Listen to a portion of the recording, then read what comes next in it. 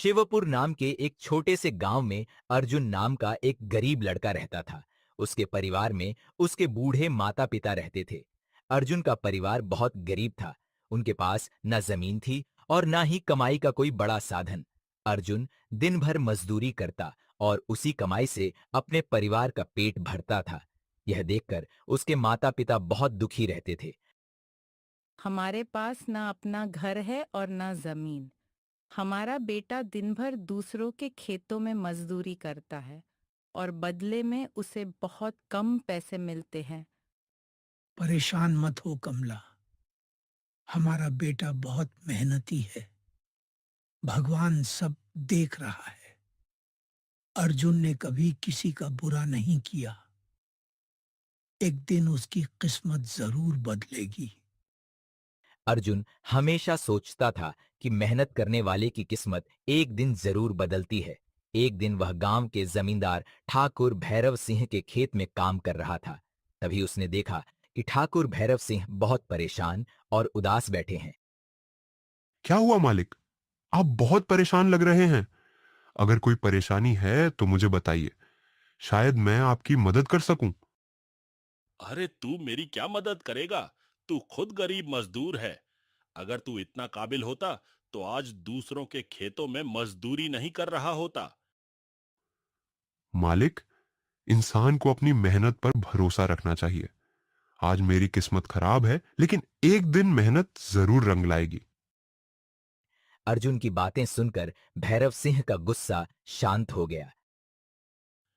तेरी बातें बहुत समझदारी वाली हैं अर्जुन। इतनी गरीबी में भी तू हिम्मत नहीं हारता। मालिक, ये सब मेरे पिता की सीख है।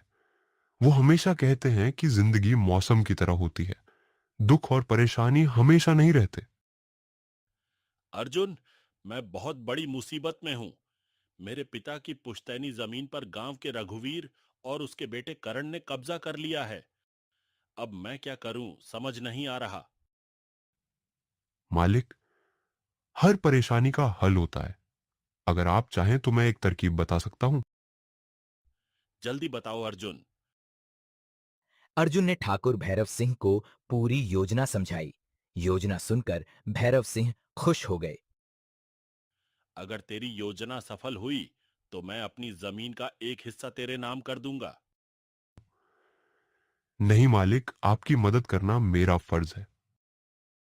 अगले दिन अर्जुन रघुवीर और करण के पास पहुंचा। नमस्कार सेठ जी। सुना है आपको मजदूर की जरूरत है। क्या मुझे काम मिल सकता है? तुम कौन हो? मैं पास के गांव का मजदूर हूं। जहां काम मिलता है वहां मजदूरी कर लेता हूं। अभी यहां मजदूर की जरूरत नहीं है। मैंने तो सुना था कि आप गांव के सबसे बड़े जमींदार हैं। आपके यहां हमेशा मजदूरों की जरूरत रहती है। अर्जुन की चापलूसी सुनकर दोनों खुश हो गए। ठीक है, कल से काम पर आ जाना। कुछ ही दिनों में अर्जुन ने अपनी मेहनत से दोनों का विश्वास जीत लिया। एक रात दोनों खेत छोड़कर चले गए और अर्जुन वहीं काम करता रहा। अगले दिन सुबह खेत में पुलिस खड़ी थी। जमीन से एक कंकाल निकला था। यह जमीन किसकी है? साहब, ये हमारी जमीन है। तो फिर तुम दोनों को जेल जाना पड़ेगा। लगता है तुमने किसी को मारकर यहां गाड़ा है। नहीं साहब, हमें कुछ नहीं पता। दोनों बाप बेटे डर गए। तभी अर्जुन वहां पहुंचा। क्या हुआ मालिक? पता नहीं ये कंकाल यहां कहां से आ गया। अब तुम दोनों में से कोई एक जेल जाएगा। डर के मारे दोनों अर्जुन से मदद मांगने लगे। अगर जान बचानी है तो कह दो कि यह जमीन ठाकुर भैरव सिंह की है। कह देना कि तुम तो बस यहां खेती कर रहे थे। लेकिन इससे जमीन हमारे हाथ से निकल जाएगी। नहीं मालिक, जब ठाकुर जेल जाएंगे तब आप फिर कब्जा कर लेना। दोनों अर्जुन की बातों में आ गए। थानेदार साहब, ये जमीन हमारी नहीं है, ये ठाकुर भैरव सिंह की है। क्या सबूत है? अर्जुन से पूछ लीजिए। हाँ साहब, यह जमीन ठाकुर भैरव सिंह की है। थानेदार ने तुरंत ठाकुर भैरव सिंह को बुलाया। ठाकुर अपने साथ गांव के सरपंच को भी ले आए। यहाँ क्या हो रहा है? जमीन से कंकाल निकला है और ये लोग कह रहे हैं कि जमीन ठाकुर भैरव सिंह की है। सच सच बताओ, मामला क्या है? सरपंच जी, हमने लालच में आकर ये जमीन हड़प ली थी। सच सामने आ चुका था। सरपंच जी, यह कंकाल नकली है। यह सब अर्जुन और मेरी योजना थी ताकि सच सामने आ सके।